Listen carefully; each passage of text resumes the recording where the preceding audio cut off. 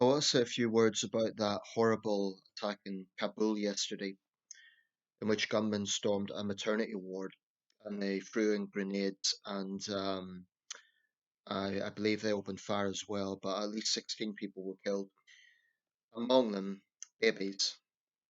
Babies. Well, naturally, it's a maternity ward. They knew the target. Apparently, the gunmen had dress in police clothes, but the area is has a large Hazara population, which, if you know the demography of Afghanistan, it's one of the big minority groups, and they have been targeted by both the Taliban and ISIS in the past. I don't know if any group's claiming responsibility for this atrocity yet, but already there are people getting into this mentality of, oh, well, if the West just leaves, it'll all be okay. Um, the bulk of Western troops have left Afghanistan, but as I understand it, there is some presence in the country. Um, I just think it's a ridiculous oversimplification. Firstly, the problem with that sort of thinking is it mitigates any responsibility from the perpetrators because it's suggesting that the deliberate decision to murder babies can somehow be blamed on American officials or American troops or other foreign troops. It's it's depraved. This is the most extreme sort of sectarian hatred when you deliberately kill babies. It's a totally alien mindset to anything I can even think of. I just can't even get into the way of thinking. I saw one post yesterday which really got me angry. The person wasn't justifying the attack per se, but they were saying, "Oh, let's understand what drives their anger." There's no understanding required for this because you would need what sort of psychology would you need to understand to get into that sort of mindset? This wasn't an attack on a military base or on a political office, in which case you might say, well, it's striking out against foreign presence. But how does killing babies, Afghan babies, how is that a rebuke against any sort of foreign presence? This was a hateful sectarian attack with Islamist extremism at its core. But here's a point to consider that I think has been overlooked by those who simply say, oh, if foreigners leave, everything will be okay.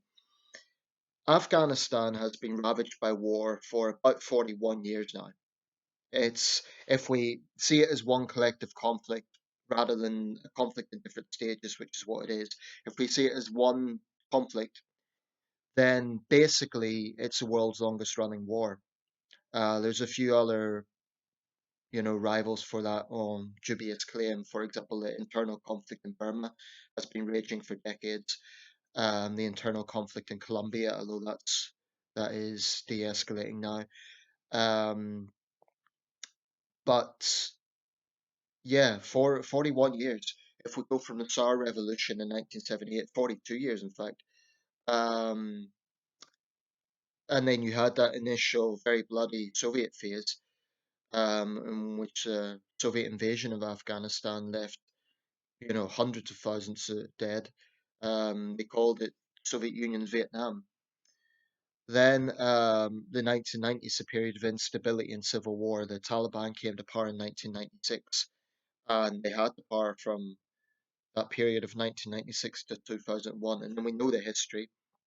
Um, 9/11, Western intervention.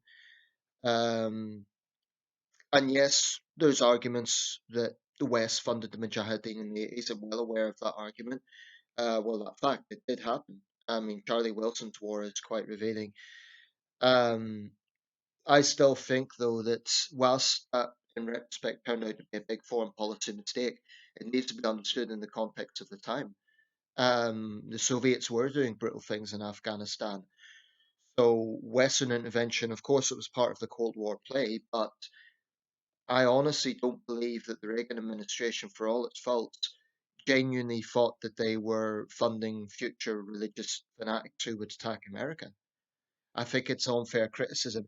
It was a disastrous policy in retrospect, but not one I believe that was deliberately ideologically supporting religious extremism. I think it was incredibly naive. I think Reagan famously said these men are the equivalent of America's founding fathers or something to that extent, which was just astonishing. But the Mujahideen, of course, later morphed into the Taliban. But anyway, that's the point. For those 12 years, from 1989 to 2001, no foreign troops. The Soviets had left. The West hadn't intervened militarily. And yet Afghanistan was ravaged by civil war. So that just kind of flies in the face of this argument that if only foreign troops left, everything would be okay. The depressing reality is that Afghanistan, I think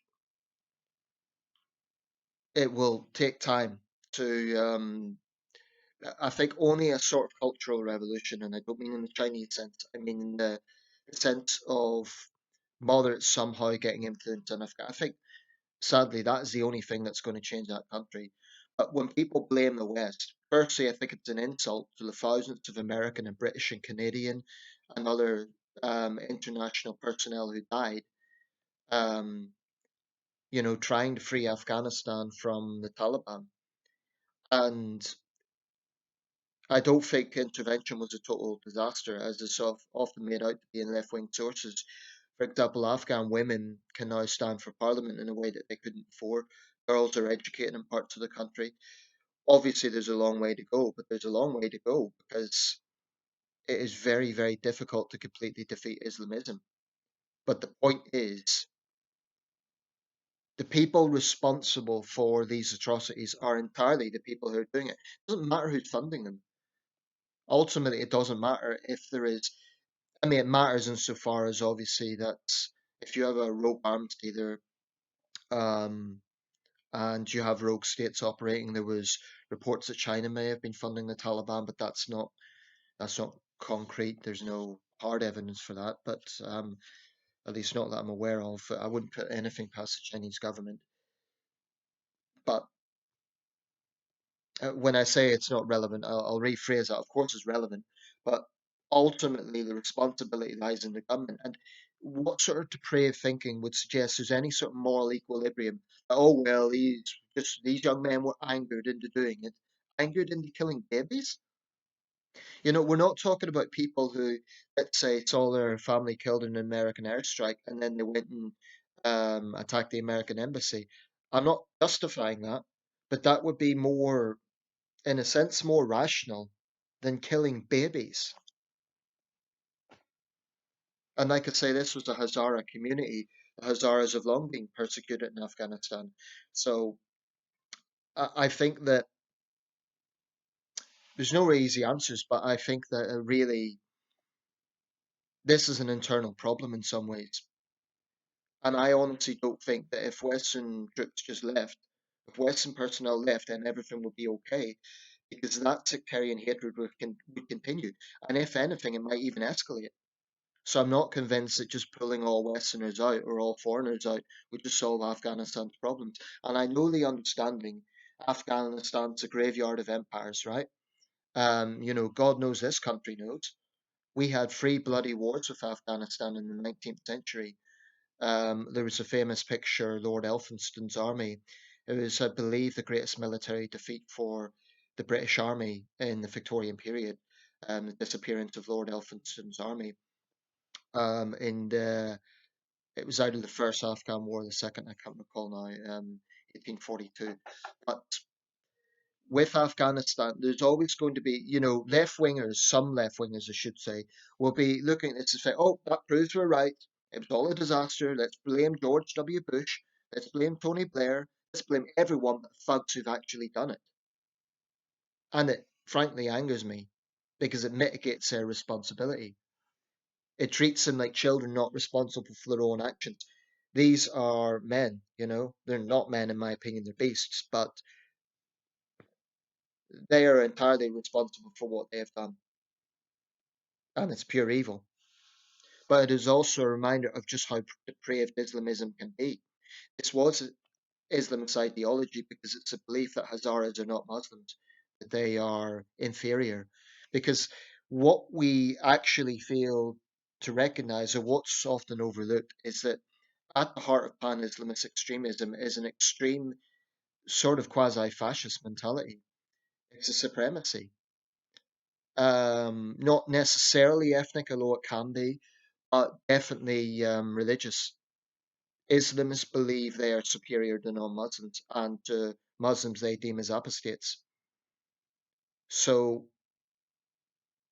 this has to be the only thing that matters with an incident like this is condemnation of the evil terrorists who done it. Terrorists who are motivated by Islamist supremacy. Horrendous.